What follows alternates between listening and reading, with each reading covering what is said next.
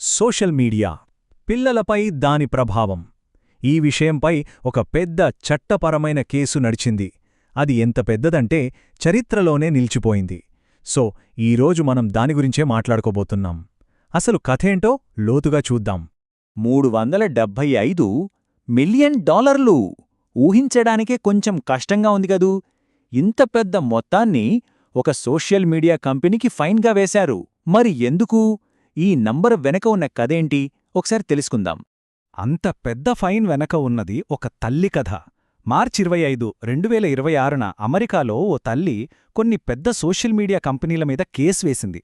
తన బిడ్డ డిప్రెషన్లోకి వెళ్ళిపోవడానికి, ఆందోళనకి గురికావడానికి కారణం ఈ యాప్స్ వాడటమేనని ఆమె కోర్టులో వాదించింది. ఆ వాదనే ఈ తీర్పుకు దారితీసిందన్నమాట.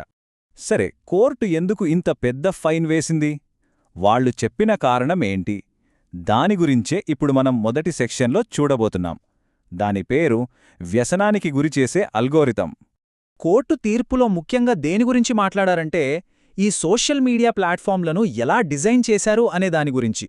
ఇది యాక్సిడెంటల్గా జరగలేదు, కావాలమే ఉద్దేశపూర్వకంగానే ఇలా డిజైన్ చేశారని కోర్టు బలంగా చెప్పింది. కోర్టు దీనికోసం ఒక పదం వాడింది, అడిక్టివ్ ఆల్గరిథం, అంటే వ్యసనంగా మార్చే ఆల్గరిథం. ఫేస్బుక్, ఇన్స్టాగ్రామ్, యూట్యూబ్ లాంటి ప్లాట్ఫామ్లు పిల్లల్ని యాప్లోనే గంటల తరబడి ఉంచేయడానికి, వాళ్లను దానికి బానిసలుగా మార్చేయడానికి ప్రత్యేకంగా కంటెంట్ను, ఫీచర్లను తయారు చేస్తున్నాయని కోర్టు నమ్మిందనమాట. ఓకే, కావాలనే ఇలా డిజైన్ చేయడం వల్ల పిల్లల మెంటల్ హెల్త్పై ఎలాంటి ఎఫెక్ట్స్ పడ్డాయని తేలింది. ఇప్పుడు దాని గురించి చూద్దాం. చాలా రీసెర్చ్లు, కోర్టు డాక్యుమెంట్లు ఏం చెప్పాయంటే, ఈ అడిక్టివ్ టెక్నాలజీ వల్ల పిల్లల్లో యాంగ్జైటీ అంటే ఆందోళన, డిప్రెషన్, ఇంకా సడన్గా మూడ్ మారిపోవడం లాంటి మానసిక సమస్యలు విపరీతంగా పెరిగిపోయాయని తేలింది. ఇవి నిజంగా చాలా సీరియస్ విషయాలు. సరే, ఇప్పటిదాకా మనం ప్రాబ్లమేంటో చూశాం. ఇప్పుడు సొల్యూషన్స్ గురించి మాట్లాడుకుందాం. ఫస్ట్, మన సైడ్ నుంచి, అంటే మానసికంగా మనం ఏం చేయొచ్చో చూద్దాం. అయితే అందరి మదిలో వచ్చే అసలైన ప్రశ్న ఒకటే, సరే మరి దీన్నుండి బయటపడటమెలా? ఇక్కడి నుంచే మన చర్చ ఒక ముఖ్యమైన మలుపు తీసుకుంటుంది. దీనికి సమాధానంగా ఉన్న మొదటి, ఇంకా చెప్పాలంటే చాలా పవర్ఫుల్ టూల్ పేరు మెటాకాగ్నిషన్. సింపుల్గా చెప్పాలంటే మన ఆలోచనల గురించి మనమే ఆలోచించడం అన్నమాట. మన థింకింగ్ ప్రాసెస్ను మనం అర్థం చేసుకోగలిగితే మన యాక్షన్స్ను మన కంట్రోల్లోకి తెచ్చుకోవచ్చు.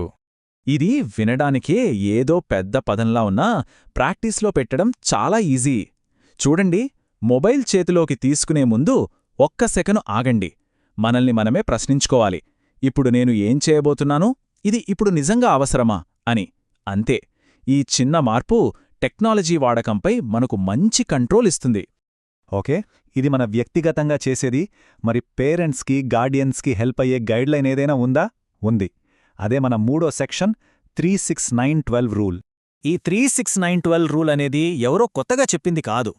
ఇది చాలా దేశాల్లో ఫాలో అవుతున్న ఒక ఇంటర్నేషనల్ స్టాండర్డ్. పిల్లలు వయసును బట్టి వాళ్ళ టెక్నాలజీ వాడకాన్ని ఎలా కంట్రోల్ చేయాలో ఇది చాలా క్లియర్గా చెప్తుంది. ఈ రూల్ ప్రకారం 3 సంవత్సరాల లోపు పిల్లల్కి అస్సలు స్క్రీన్ టైం ఉండకూడదు.